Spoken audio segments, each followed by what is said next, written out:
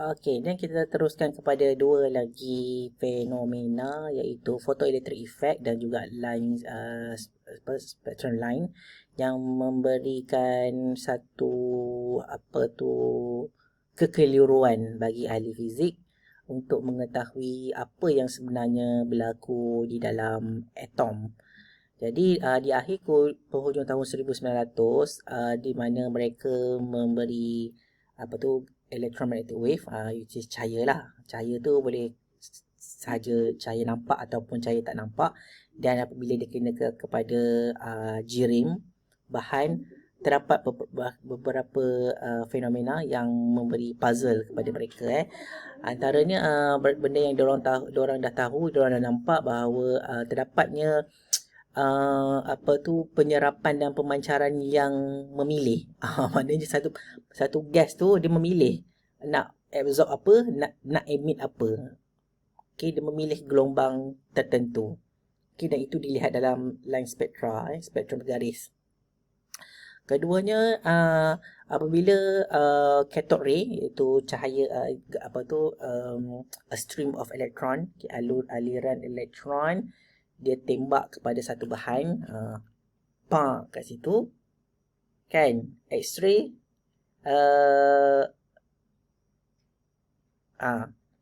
X-ray akan terhasil. Maknanya elektron, so katalah ini atom, elektron beam, kan, kena pada bahan tu, kan, elektron beam akan keluar pada arah yang berlainan, dan tambahan kepada deviation of that cathode ray, ada terhasil X-ray. So mana datangnya X-ray tu, kan, yang dia datang, yang probe yang dia bagi tadi tu hanyalah elektron, which is cathode ray, tapi yang keluar tu cathode ray campur dengan X-ray. Memang puzzle lah, mana datangnya X-ray tu tadi, kan. Okey, berikutnya ialah ionization of gas by X-ray. Jadi bila kita boleh hasilkan X-ray tadi, kan, X-ray yang terhasil itu pula, bila kita kenakan kepada gas, gas tu pula mengion bermaksud gas tu keluarkan elektron. Okey, so memang puzzle di mana, yang first tadi tu, cathode ray kena kepada atom, akan terhasil cathode ray yang deviated, maknanya mengubah arah, campur X-ray. Ada dua, X-ray dengan cathode ray tadi tu, dan X-ray tu pula pergi, kita boleh ambil, kita letak kepada gas yang lain. Gas tu tadi, kan, dia boleh terion bermaksud dia boleh mengeluarkan elektron, boleh terkeluar daripada dia, dan gas tu menjadi berion. Memang puzzle. Dan yang berikutnya ialah photoelectric effect, di mana ada partikel, ada metal, cahaya elektromagnet. Bukan yang kes yang tadi tu, kes yang ini dan kes yang ini tu sebab elektron, zarah yang pergi datang dekat atom tu, kan, zarah cathode ray. Tapi sekarang ni cahaya kena kepada metal, kan, elektron boleh terkeluar. Cahaya datang, elektron boleh terkeluar. Itu pun puzzle juga pada masa itu. Jadi why photoelectric effect was puzzling. Okay, so pada tahun 1900 ni, mula kita recall balik apa itu photoelectric effect. Photoelectric effect ialah the ejection of electron by light from metal lah. Okay, so kita ada metal, ambil metal macam ni, kita shine a light, kan, but by certain condition, untuk syarat-syarat tertentu, kan, cahaya yang datang tu menyebabkan elektron boleh terkeluar daripada metal. Itu ialah photoelectric effect. Okey, photoelectric effect ni telah lama dikaji sebelum Einstein, walaupun Einstein yang dapat Nobel Prize untuk photoelectric effect. Orang lain dah buat dulu dah, cumanya orang lain tu tak habis buat lah kot, kan. Tapi Einstein berjaya memahaminya dan dia buat dapat Nobel Prize. So Philip Lenard systematically study the system. Ini sistem yang di-study oleh Lenard tu Maknanya dia ada satu ruang vacuum tube. Okay, kenapa perlukan vacuum tube ni? Sebab kita tak mahu ada pelanggaran di antara elektron dengan zarah dalam tu. Zarah udara ke zarah apa zarah. Sebab pelanggaran ni akan menyebabkan ada spark lah. Akan mengganggu pergerakan elektron tu. Okay, jadi dia buat dalam vacuum tube. Okay, lepas tu ada metal lah kat sini. Metal. Kemudian dia shine the light. So ini vacuum tube ni ialah kaca lah kan. Jadi cahaya boleh masuk. So bila cahaya masuk kepada plate ni, iaitu metal ni, maka elektron akan terkeluar. Okay, so bila elektron terkeluar daripada metal ni, bermaksud metal ni akan sekarang bercas. Apa? Cas positif lah.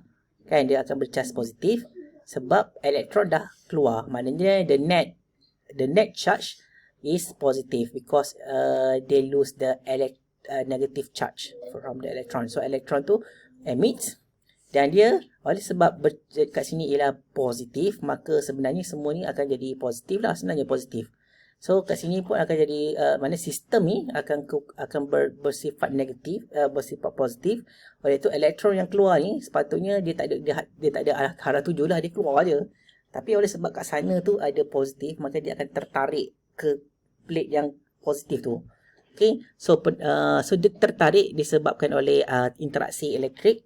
So positif akan pergi kat sini dan elektron akan pergi ke plate ini, seterusnya mengalir kan. Pengaliran charge tu ialah arus dan itu boleh dikesan dengan galvanometer. Jadi itu asasnya kepada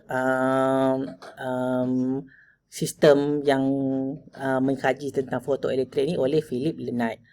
Okay, alright, so itu apa yang dia ceritakan di sini. Dalam apparatus yang penuh, tadi tu basic je, kita boleh letakkan variable voltage ataupun voltan boleh laras kat kawasan ni. Okay, di mana voltan boleh laras ni boleh memberhentikan elektron ni daripada elektron termasuk. Okay, tadi dia kat sini kan bercas positif kan. Okay, bercas positif maknanya dia lebih positif daripada kawasan ni. So elektron tadi akan pergi ke positif kan. Tetapi apabila kita letakkan voltan di sini, menyebabkan kat sini akan meningkat ke negatifannya. Kita boleh ubah ke negatifan gitu. So sehingga kan pada satu keupayaan elektron dah tak mau pergi sana sebab dah memang sini ialah keupayaan negatif yang berupaya menolak balik elektron tu daripada sampai.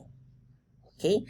Jadi apabila elektron tu keluar daripada plate ni, sebenarnya elektron ni dia secara rawak keluar dan dia mempunyai tenaga kinetik yang berbeza-beza.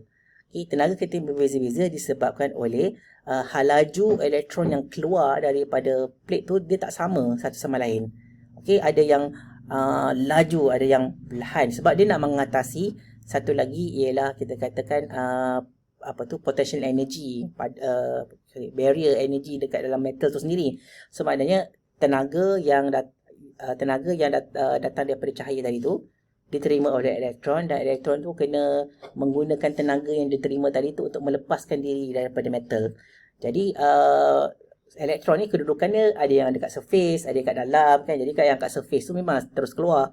Tapi yang dalam sikit tu mungkin dia menggunakan tenaga dia untuk melepaskan diri daripada metal tu, menyebabkan dia punya velocity yang keluar tu kuranglah sikit daripada kawan dia yang dekat surface tadi tu. Jadi tenaga kinetik generally memang tak sama lah antara semua elektron yang keluar tadi tu kan. Okey, jadi apabila elektron terkeluar kan dia akan tertarik kepada plate ni. Cumanya tadi saya kata bahawa kita boleh ubah supaya elektron tu tak sampai kat situ dengan mengubah nilai negatif bagi plate ni kan. Okey, jadi nilai voltan yang di sebelah sini ni boleh diubah ke negatifan dia, maknanya kita boleh tingkatkan nilai negatif dia tu sehingga pada satu ketika tak ada satu pun elektron yang boleh kena pada plate. Okey, maknanya elektron yang paling bertenaga paling tinggi iaitu V maximum.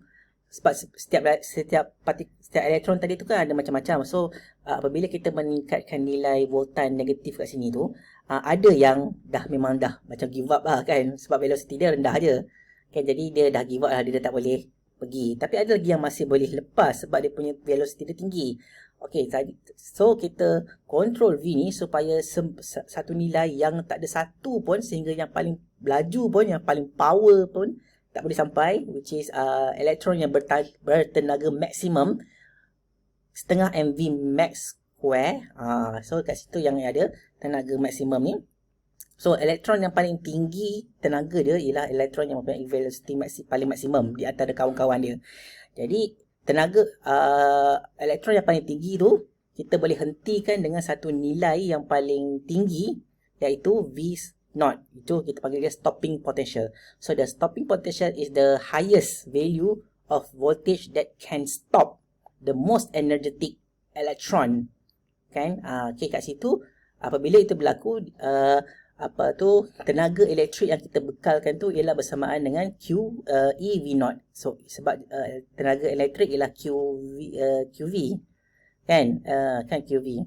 Okey, jadi so pada ketika itu tenaga elektrik yang diperlukan untuk menahan elektron itu bersamaan dengan setengah MV max square of the electron yang paling bertenaga itu. Okey, pada keadaan itu tiadalah lagi elektron yang elektron yang mengalir dalam sirkuit. G ni dia tak akan detect G kosong. So dalam keadaan itu semua elektron telah pun diberhentikan. So itu ialah V0. Okey. So daripada eksperimen si Leonard ni, okey. Macam mana letak muka saya ni? Okey. So Leonard mendapati bahawa untuk sebarang jenis metal yang digunakan dalam eksperimen dia ni, metal yang ini kat sini dekat kathod ni, kita panggil di kawasan kathod, didapati bahawa elektron could be dislodged by light at or above certain minimum frequency or threshold frequency. So maksudnya hanya frekuensi yang tertentu sahaja yang membolehkan elektron keluar. Bukan sebarang frekuensi boleh digunakan. Okey, itu ialah fakta yang pertama. Hanya frekuensi tertentu sahaja yang paling minimum, tapi frekuensi atas daripada nilai itu boleh je. Tapi dia ada minimum, nilai minimum frekuensi yang boleh mengeluarkan elektron. Okay, itu fakta yang pertama. Fakta yang kedua ialah kinetic energy bergantung kepada frekuensi light tu, bukan kepada intensity. So maksudnya, tenaga elektron yang keluar tu, dia mempunyai velocity yang tertentu. Oleh sebab itu, dia mempunyai tenaga kinetik. Okay, bila ada satu benda tu ada velocity, dia mesti ada kinetic energy. Jadi tenaga kinetic energy ni yang maksimum ni bergantung kepada frekuensi, bukannya kepada intensity. Maksudnya ialah walaupun katalah cahaya itu frekuensi dia tidak membolehkan elektron tu keluar, sebanyak mana pun frekuensi yang kita bagi, selagi dia tak walaupun frekuensi tu rendah kan, kita mungkin fikir kalau frekuensi sebarang cahaya boleh, asalkan kalau cahaya tu lagi tinggi, dia punya intensity tu how bright it is. So kalau dia bright, pastilah elektron tu terima banyak tenaga kan, dan dia boleh keluar. Tetapi pengeluaran elektron itu bukan bergantung kepada berapa kuatnya cahaya, berapa brightnya cahaya tu, tapi seberapa tingginya frekuensi sebenarnya. Okey, yang berikutnya ialah electron dislodged immediately even after low intensity. Okey, maknanya sekarang walaupun satu cahaya itu frekuensi dia memang boleh bagi lepas elektron, dia tak kisah pun intensity dia berapa, dan dia terus keluar. Okey, maknanya bila frekuensi satu cahaya tu melepasi nilai tertentu, kita panggil threshold frekuensi ataupun frekuensi genting, walaupun dia sikit pun dah boleh keluarkan elektron. Kan ini kan kalau banyak kan intensity dia tinggi. So walaupun low, dia boleh just kena dan terus keluar. Dia tak payah nak tunggu dululah sampai cukup banyak cahaya masuk baru keluar. Tak. Maknanya dia hanya bergantung kepada frekuensi je. Dia tak bergantung kepada intensity. So once walaupun lemah, walaupun seketul pun kan, elektron boleh keluar. Walaupun selagi frekuensi dia tu melepasi frekuensi ambang ataupun threshold frekuensi. Okay, tak perlu tunggu banyak-banyak. Dia memang keluar terus. Okay, jadi benda-benda macam tu tak boleh diterangkan pada masa itu.